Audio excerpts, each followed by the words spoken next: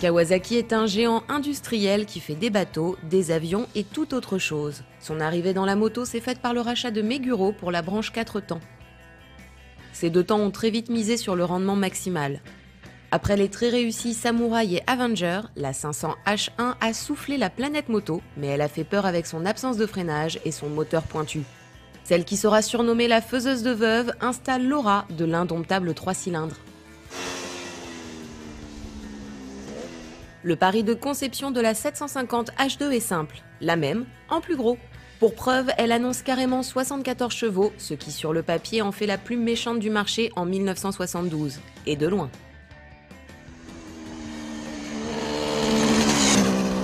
On aura tout entendu sur son cas. Un monstre inconduisible, un gouffre qui avale 20 litres au 100, indomptable et capricieuse. Ce sont surtout ceux qui n'ont jamais roulé avec, qui ont les avis les plus péremptoires.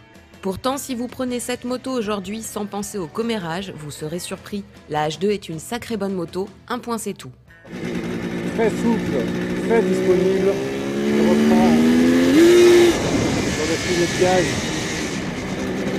Une moto qu'on n'a pas besoin de martyriser pour aller vite, mais qui sait aussi aller très vite. Et forcément la réputation est venue parce que tous les apprentis pilotes, tous les jeunes passionnés de l'époque se sont dirigés naturellement vers elle parce qu'elle était la plus performante. Et surtout, ces 74 chevaux qui sont disponibles très vite.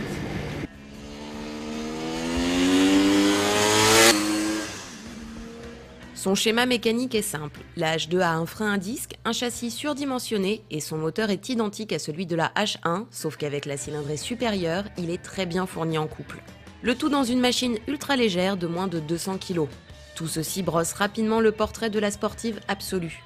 En reprenant une H2 aujourd'hui, on est surpris par le charme de ce 3 cylindres 2 temps, bruyant et fumant. Ça glougloute, ça crépite, ça claque, les ailettes des cylindres amplifient les résonances, les silencieux sont expressifs.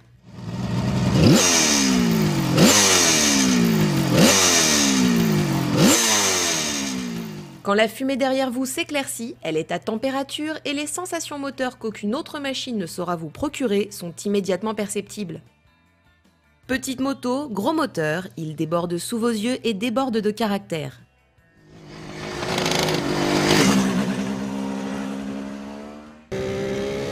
Avec le son, la bande son qui est exceptionnelle.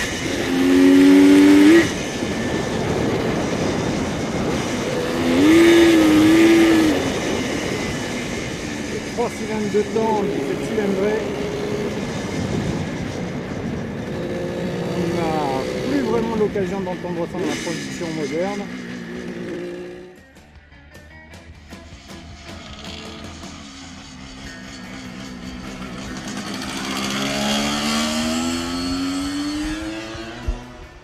La position avec le guidon US est certes inconfortable à haute vitesse, mais avec un guidon plus plat comme celui de notre essai, l'équilibre général est parfait. Les commandes demandent de la force, 3 carbus au bout de la poignée et un disque qui a fort à faire vous demande quelques efforts.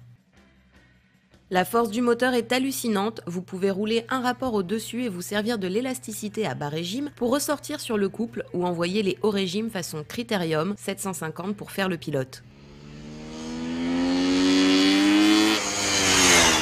Ses accélérations sont inimaginables, sa vitesse de croisière hors de portée de toutes ses congénères, sans parler du quart d'heure d'attaque où personne ne vous suit en 1972. Une utilisation musclée, oui mais pas seulement. La H2 sait quand même tout faire, y compris du duo, car le coffre du moteur gomme tout. Et même si c'est la reine du feu vert, la ville n'est pas son domaine. Soyez-en rapidement convaincus, et les fumées que vous rejetez sont politiquement très inconvenantes.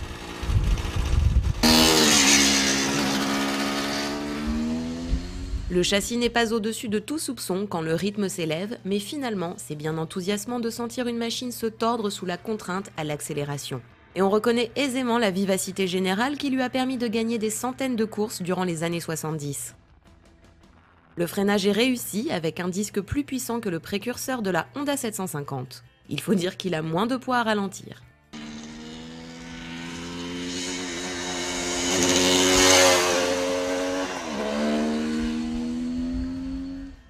Kawasaki a finalement conçu une machine aux larges capacités, du sport à la compétition, en passant par un usage courant. Partie cycle homogène, moteur élastique et puissant, elle se plie à votre usage et sa fiabilité est réelle, quitte à tordre le cou à la légende.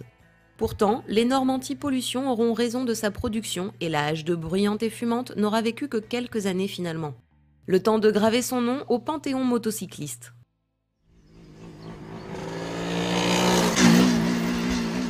Ce qui reste le plus après un essai comme celui-ci, ce sont les sensations physiques, le son qui continue à résonner quand on a coupé le contact, la fatigue due à la concentration et à l'effort physique, le feeling général que l'on n'a croisé nulle part ailleurs.